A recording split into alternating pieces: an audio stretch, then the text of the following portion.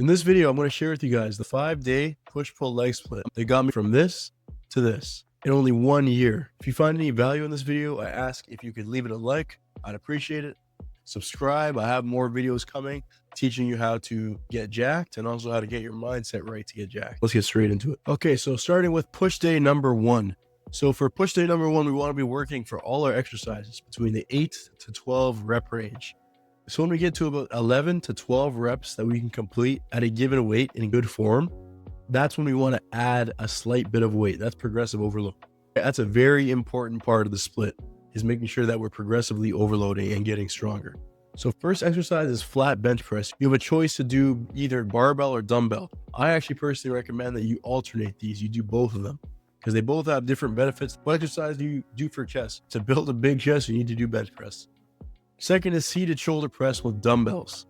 Now this one I do prefer that you do with dumbbells because this movement is a little bit harder to learn with the barbell. And I just think it's a better movement to do with dumbbells. Shoulder strength in general goes slower, at least for me, than other muscles. So you want to do 4 sets of these seated dumbbell shoulder press. Worry about getting a nice big stretch in your shoulders and coming down and having it controlled. Number 3, tricep push downs on a cable machine. This is the best exercise for triceps. And this actually works hand in hand with bench press and a lot of other exercises. Having strong triceps will convert to other exercises, including bench press. Focus on trying to get the best possible, longest range of motion you can in the movement, because the better range of motion, the better stretch you get in your muscle. And obviously, while you keep it intense, will create the most muscle. The last exercise for this one is going to be the reverse fly machine. We'll do 3 sets of these.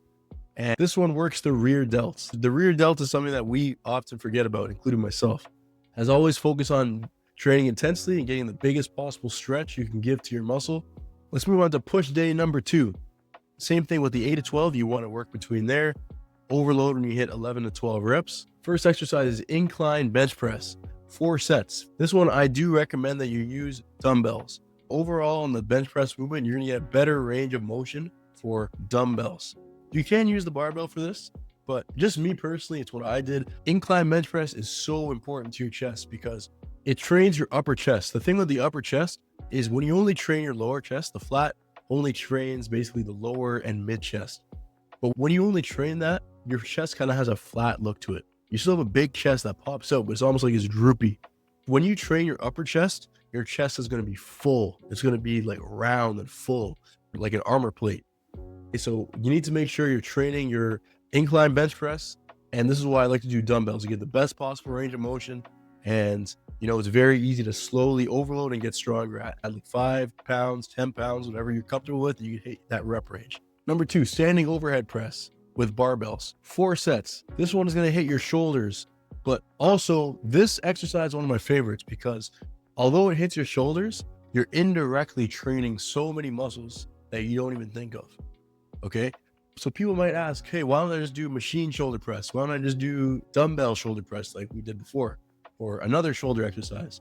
The reason why I personally put this on here is because it has so many other benefits. Okay, you're going to indirectly work your core.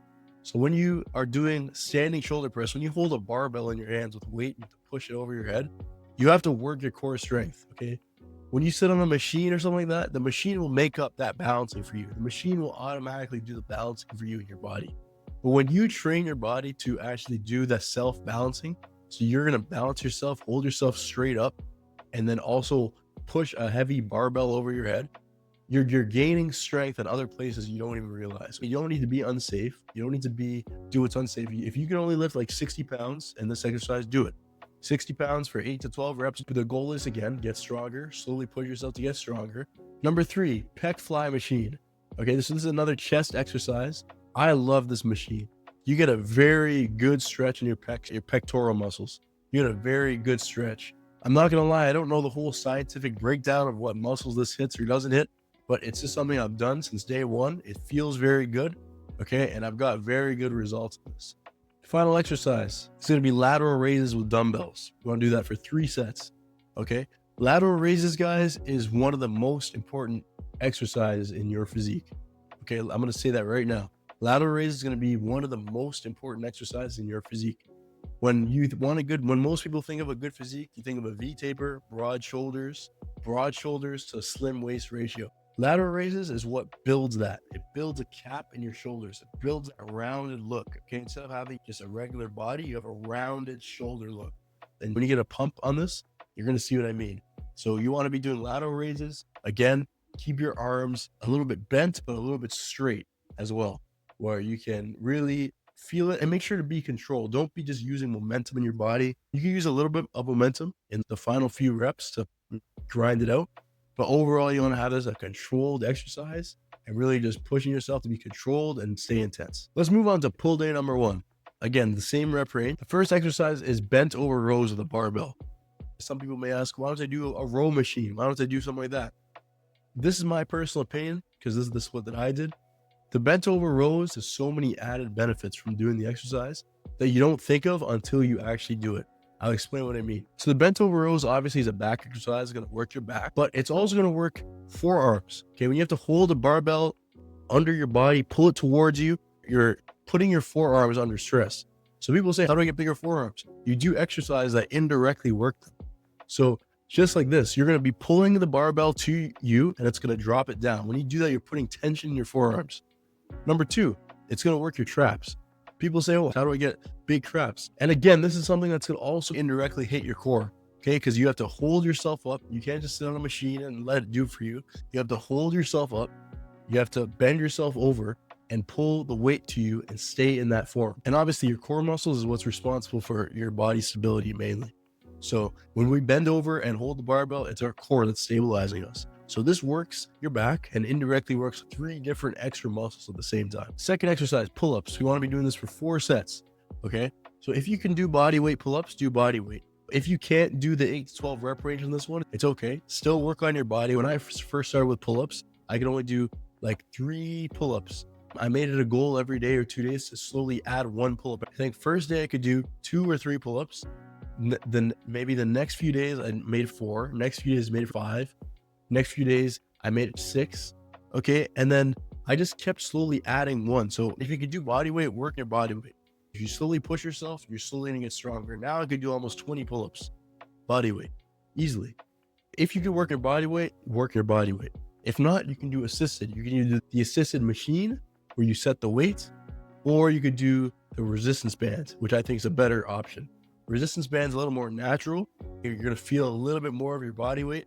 Next exercise, bicep curls for 3 sets with dumbbells alternating. How do you get big biceps? Bicep curls. Anyone who has big biceps curls a lot of weight. There's no way around it. You need to curl a lot of weight.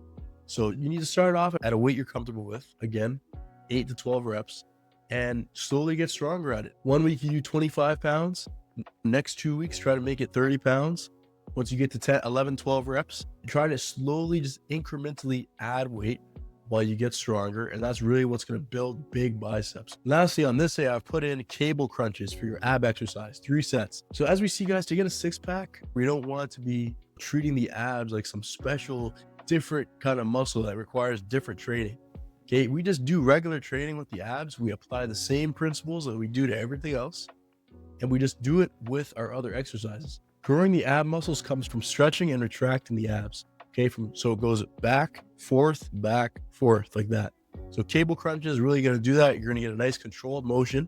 It's very easy to overload because the cable machine, you can just add small little increments of like 5 pounds, 2.5 pounds, things like that, depending on what machine you have there at your gym. And it's an exercise that's pretty simple to do depending at whatever level you're at. If you're a beginner, you can start at a very low weight, get better at that. If you're intermediate, you can start at a slightly higher weight and just work wherever you are. That's it. Day number 2, you're gonna do lat pull downs for 4 sets. Okay, this is a very solid machine to work your back, your lats. You can get a very good stretch, a really good range of motion with this one. So work in this one, get stronger. Wide grip pull-ups. Again, if you can do body weight, just like the regular pull-ups, do that. But if not, do assisted resistance band or assisted machine. Okay, so you want to be doing this one on a wide grip. Wide pull-ups really help you get the widening effect in the back. Again, that helps with the V-taper. Just like training the shoulders, training the back and getting a wide back helps you have that illusion of a wider frame. Wide grip pull-ups are going to be really important. You want to do 4 sets of those. Third exercise, preacher curls. Okay, preacher curls is a very good exercise, a very good variation to regular curls. You could do it with an easy bar, or if you have the preacher curl machine, I know most gyms have that as well. So again, this one gives you a really good stretch in your biceps. And the thing with the preacher curls is very strict. The form is very strict. So it's very difficult to cheat. When you're doing standing curls or even seated curls, sometimes you can use momentum to swing the dumbbell.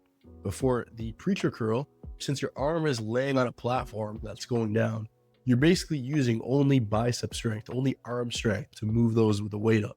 So this exercise is extremely good to mix in with the regular curls as well. The last exercise, face pulls on a cable machine for 3 sets. Again, this is another exercise that's going to hit your rear delts. Focus on getting a nice stretch and a good range of motion in your back. And again, rear delts, don't neglect your rear delts. Very important. Finally, legs. Okay, so for this split, we only do legs 1 day a week. If you want to change that up at some point, you can do that. But for me personally, I only train legs once a week. Same rep range. I always do squats, 4 sets of barbell squats. Best exercise for legs. It's going to hit every single muscle you can think of in your legs. Your quads, your hamstrings, your calves. It's going to also indirectly hit your core. You have to stabilize yourself with a barbell. You're hitting your core.